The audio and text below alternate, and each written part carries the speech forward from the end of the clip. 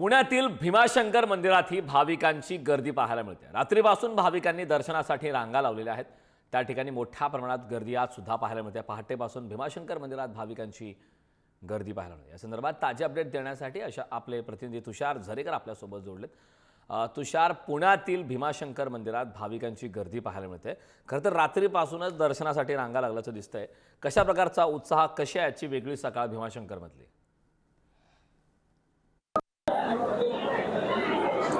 नक्कीच मी सध्या श्री क्षेत्र भीमाशंकर या ठिकाणी आहे आणि आपण जर पाहिलं तर महाशिवरात्री निमित्त अनेक भाविक या ठिकाणी दर्शनाला आल्याचं एकंदरीत पाहायला मिळतं।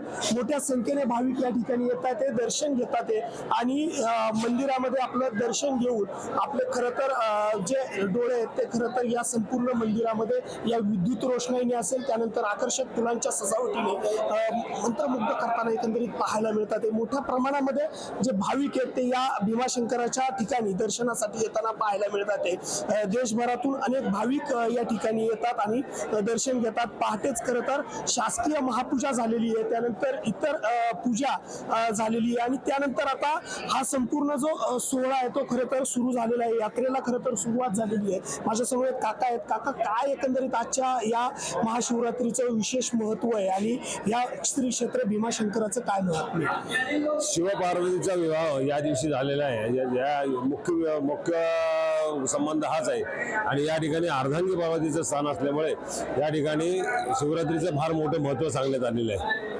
काका, महाशिवरात्रीचं तर खरंच महत्व तर आहेच, मात्र अर्धनटेश्वर खरं तर या देवस्थानाला म्हटलं जातं। काय एकंदरीत या देवस्थानाचं महात्म्य? याची जी आख्यायिका याची आहे की या ठिकाणी त्रिपुरासूर नावाचा दैत्य होता, त्याला मारण्यासाठी शंकरांनी अर्धांगी पार्वतीचं रूप घेतलं, अर्धनारी नटेश्वराचं रूप घेतलं आणि कार्तिक शुद्ध प्रतिपदा ते पौर्णिमा या ठिकाणी त्यांचं घनघोर युद्ध झालं आणि पौर्णिमेच्या दिवशी या ठिकाणी त्या त्रिपुरासूर राक्षसा वध केला गेला। वध केल्यानंतर शंकर या स्थानावर विश्रांतीसाठी बसले।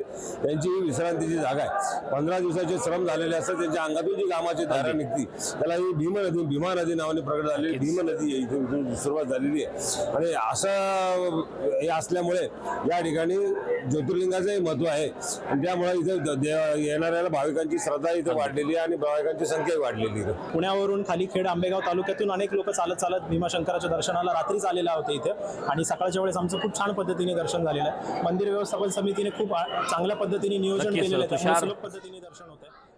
खूप खूप धन्यवाद या संपूर्ण प्रतिक्रियेसाठी।